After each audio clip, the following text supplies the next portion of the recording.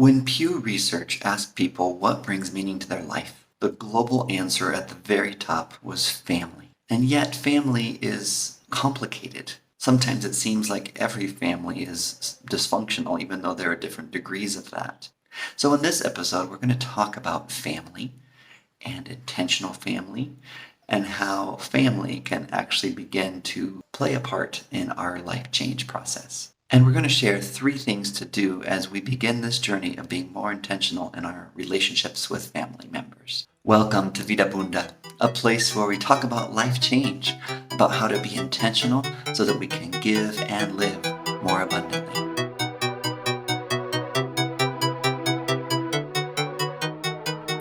A few years ago, I realized that even though I said that family was important to me, I wasn't actually making it a priority. And this was a bit appalling, actually, as I thought about, well, what's going to happen in the future? And how are the relationships with my family members going to be affected if I'm not investing in those relationships? And so I decided to take some action. And even though it's not always convenient and sometimes it's difficult, I made a few little changes to try to be more intentional my relationships with family members. So the first thing that I did was I started setting up weekly calls with my parents. Now, I had moved out of the house, I had gone to college, gotten married, I had my own life, and I realized at one point that weeks and weeks had gone by and I hadn't really communicated with my parents. And so I decided that it was important to actually make this a priority. And so I thought about when in the week would be the best time to do that, and we set up a weekly call where I could talk to my parents and my kids could talk to my parents as well, so that relationship could be invested in. A few years later, my brother decided that he also was not having much of a relationship with his siblings, and so he wanted to set up weekly calls with his siblings. So he started setting up a time that we could get together and talk every week as well, to build that relationship also. And of course, during the pandemic, when everybody was very isolated, our extended family decided to do family calls. And we would get together about once a month as well, virtually, just to try to reconnect with the family that was spread across the globe in different parts of the world. I also decided to just set up what we call family activity times. This is with my spouse and my children. And those would vary. Sometimes it might just be a movie, or sometimes we would play games or just do something really silly. But the kids begin to look forward to this, and they would say, well, what's the family activity for tonight? And while initially I kind of planned them all out, eventually as they got older, they were able to also be involved in deciding and planning what those family activities would be. So today I want to share in this episode 3 steps to take as we think about how to be more intentional with our own families. And the first step is actually to define our family. Now, our family, of course, family is a big term and means different things, but we want to think about who exactly is our family. And we actually have different levels, if you want to think about it as different circles, right? If you're married and you might have children, that would be the first little circle, the ones that you actually live with most of the time and interact with most of the time.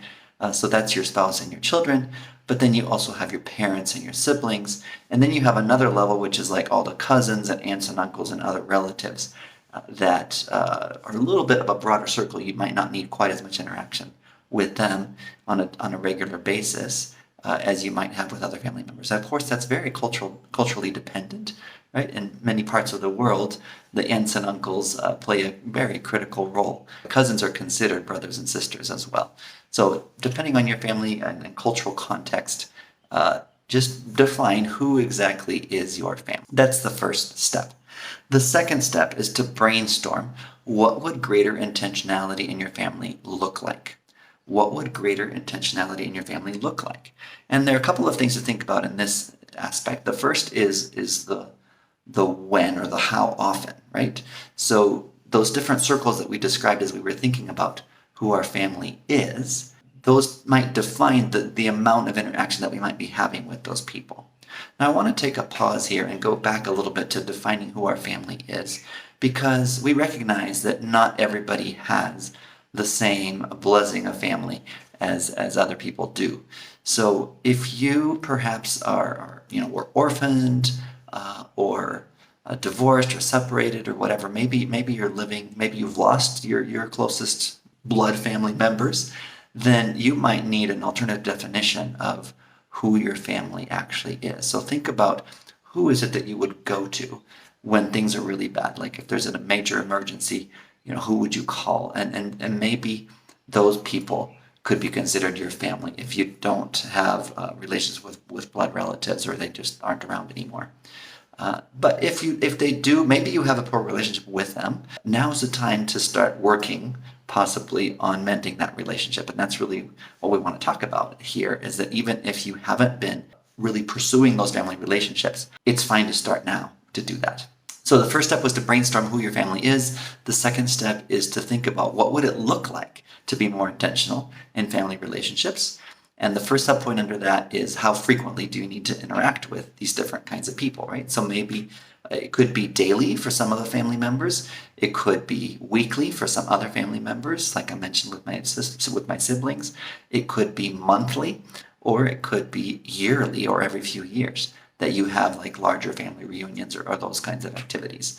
The thing is, if we're not very intentional, then sometimes those things just don't happen. We get busy in life, and before we know it, we've lost some of those people, and we didn't really take advantage of the fact that while they were here with us to build those relationships, and we miss out on opportunities.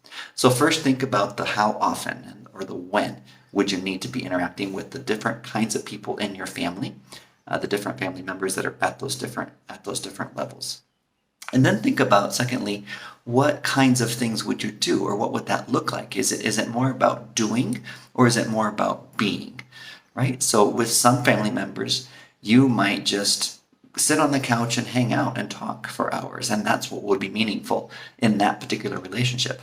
With other family members, that would be a terrible thing to try to do, right? And so you might want to be planning more active kinds of things, or go somewhere, do something together, because that would be more meaningful for that individual or for that group of people. So think about the when and think about the what you would be doing. And then the third step, so after you've defined who your family is and brainstormed a little bit, what would being more intentional with my family actually look like?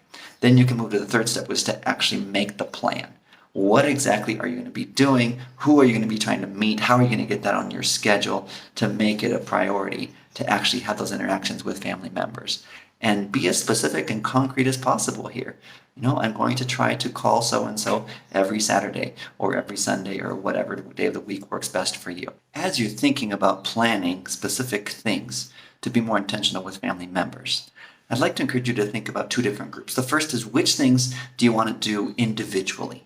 So when do you want to get together with just your spouse? Or when are you going to take one of your children out for ice cream and have a special time just with that child? And the second big category is group activities. When are we going to have time in our schedule to actually be all together as spouse and children? Or when are we going to be together as the larger family, like parents and siblings, extended family, those kinds of things? So think both about the times with individuals and also about how we're going to be getting together as a group, or things that we're going to be doing together as a family. For example, maybe you want to help teach your children more about serving the community, so maybe you decide to go as a family and be involved in something locally that would serve the community, and you can do that all together. As you're thinking about the what are we going to be doing? Initially, you might have some of your own ideas about what you would like to see your family doing together, but I'd also encourage you to get input from those family members. And this can be quite challenging at times. Sometimes those conversations have to happen one-on-one rather than in a larger group setting. I know that with my own teenagers, it can be quite a challenge to have them be very motivated to be part of family activities. That's just a stage in life that we go through.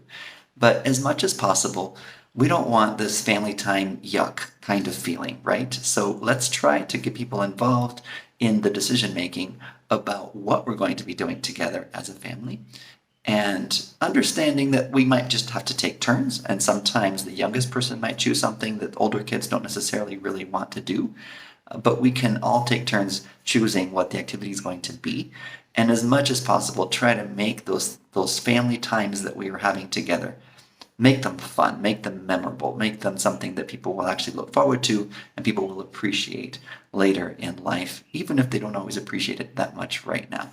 I have a free tool that you're welcome to use if you'd like, that can just help you, ask you some questions, and help you make this plan for how you can be more intentional with your family relationships. And if you're interested in that, just go to vidabunda.com and click on contact and request the tool for how to be more intentional with family relationships. That's vidabunda.com, and then click on contact and send us the request there. Look forward to seeing you in the next episode.